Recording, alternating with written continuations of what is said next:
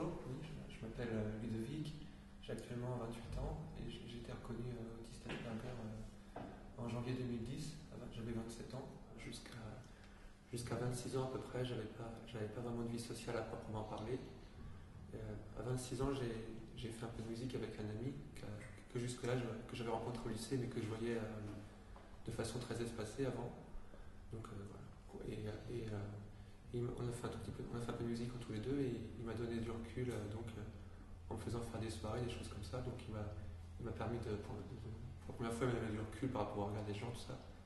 Et un jour, il a évoqué peut-être un peu comme je pouvais rester sans parler et tout ça pendant longtemps, il a évoqué peut-être de l'autisme. Donc à peu près plusieurs mois après, quand même, j'ai commencé à regarder par internet s'il n'y avait pas une différence ou quelque chose.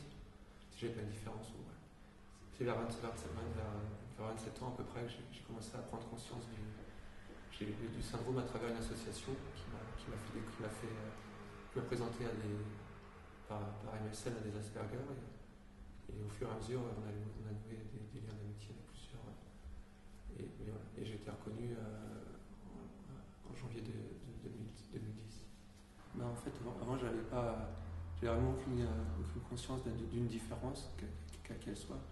Donc ce qui m'a le plus manqué, c'est d'avoir que quelqu'un me donne du recul, parce que aucun professeur ni personne ne m'a jamais parlé, donc j'ai pas eu de recul sur moi-même. Et sinon, j'aime beaucoup écrire. Et dans un de mes premiers textes que j'avais oublié, je ne sais pas, j'avais conscience de ça à l'époque. J'avais écrit que j'aimerais avoir un ami, un véritable ami, qui n'ait pas honte de moi. Et ça m'a surpris parce que je ne savais pas qu'à l'époque j'avais conscience de ça, qu'on a honte de moi, des choses comme ça. Et puis j'avais écrit que j'aimerais qu'il m'aide dans ma passion pour l'informatique. Parce qu'à l'époque j'étais passionné par les jeux vidéo et donc comme métier j'envisageais peut-être de les créer. Et sinon, et voilà.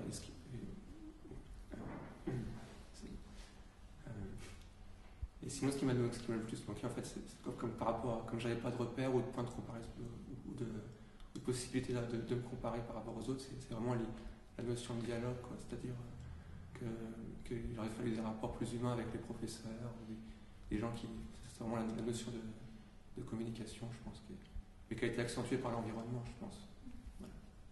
Et sinon, pour l'autisme plus particulièrement, parce que c'est ce que je connais un peu le mieux, je pense que vraiment, par exemple, les hôpitaux psychiatriques ou les choses comme ça, ils ne sont pas à leur place dans ces structures-là. Et je pense qu'il faut plutôt favoriser les approches comportementales ou les relations humaines qui vont nettement mieux dans le bon sens. Mais ça, ce que je voudrais faire passer, c'est que derrière le handicap, il y a une personne. C'est-à-dire que c'est un mot qui peut encore une fois avoir l'air banal, mais dont j'ai pris conscience très, très tardivement pour moi-même. C'est-à-dire que quand j'ai pris conscience de moi, j'ai eu l'impression d'une seconde naissance, mais liée au fait d'avoir toujours été une personne finalement. Donc d'être la même personne, mais simplement consciente. Et ça, je pense que encore une fois, ça touche à l'autisme, mais aussi au fait de l'environnement qui l'a aggravé par le fait qu'il n'y a pas de rapport avec les professeurs ou des choses comme ça. Et je pense que ça m'aurait beaucoup aidé que les professeurs me voient ou des choses comme ça. Donc, si je voulais résumer ma vie en 2 mots, en gros, j'ai toujours voulu être vu. C'était pas conscient évidemment, mais j'ai toujours cherché un regard ou quelque chose pour me comparer. Et je pense que la notion de personne est importante et de dialogue aussi.